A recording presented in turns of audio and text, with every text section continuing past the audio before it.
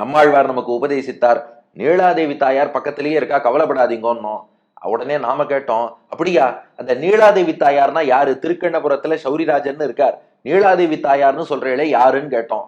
நம்மாழ்வார் விளக்குகிறார், திருக்கண்ணபுரத்துல எழுந்தருளி இருக்கும் பெருமாளை சாட்சாத் கண்ணபிரானாகவே ரசிப்பதுதான் சம்பிரதாயம். திருக்கண்ணபுரம் அல்லவா கிருஷ்ணன்.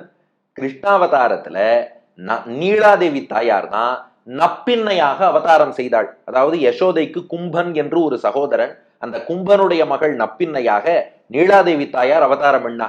கிருஷ்ணாவதாரத்துல ஸ்ரீதேவி ருக்மிணியாக வந்தாள், பூமாதேவி சத்யபாமாவாக வந்தாள், நீலாதேவி நப்பின்னையாக வந்தாள். கிருஷ்ணன் என்ன பண்றான், அந்த கும்பனுடைய மகளை கல்யாணம் பண்ணிக்கணும்னா 7 காளமாடுகளை அடக்கணும். அந்த 7 காளைகளை அடக்கி நப்பின்னையாகிய நீலாதேவியை கிருஷ்ணாவதாரத்துல திருக்கல்யாணம் பண்ணிட்டான். இப்ப திருக்கண்ணபுரம் வரும்போதும், திருக்கண்ணபுரம் சௌரிராஜ பெருமாளாக எழுந்தருளி இருக்கும் போதும் அந்த நப்பின்னை பிராட்டி நீலாதேவியாக பெருமாளோடு இருக்கிறாள். அந்த தாயார் பார்த்துப்பா, அதத்தான் மானை நோக்கி மடப்பின்னை தன் கேழ்வனை. இங்க பின்னை என்பது நீலாதேவியின் அவதாரமான நப்பின்னையை குறிக்கிறது. அவளுக்கு கணவன் சௌரிராஜ பெருமாள். அந்த நீலாதேவியான நப்பின்னை எப்படிப்பட்டவள்னா மானை நோக்கி. அதை எப்படி பிரிச்சுக்கணும்னா நம்மள ஈட்டுல காட்டுறார், மான் நை நோக்கி. மான் அப்படின்னா மான் டீர், உங்களுக்கு தெரியும்.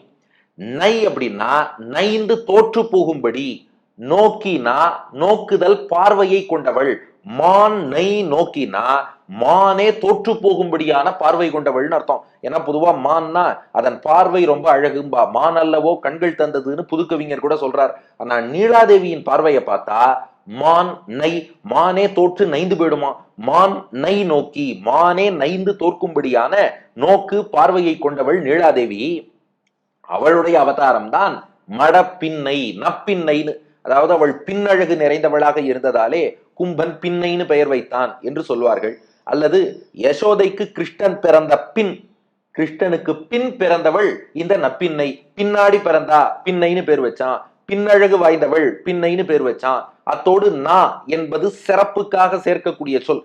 நல்ல பின்னை நப்பின்னை. கீரன்னு ஒரு புலவர் இருந்தார் சங்க காலத்துல. அவர் நல்ல கீரன் என்பதாலே நக்கீரன் என்று அவரை சொன்னார்கள். இவளும் நல்ல பின்னை என்பதாலே நப்பின்னைன்னு பெயர் பெற்றாள்.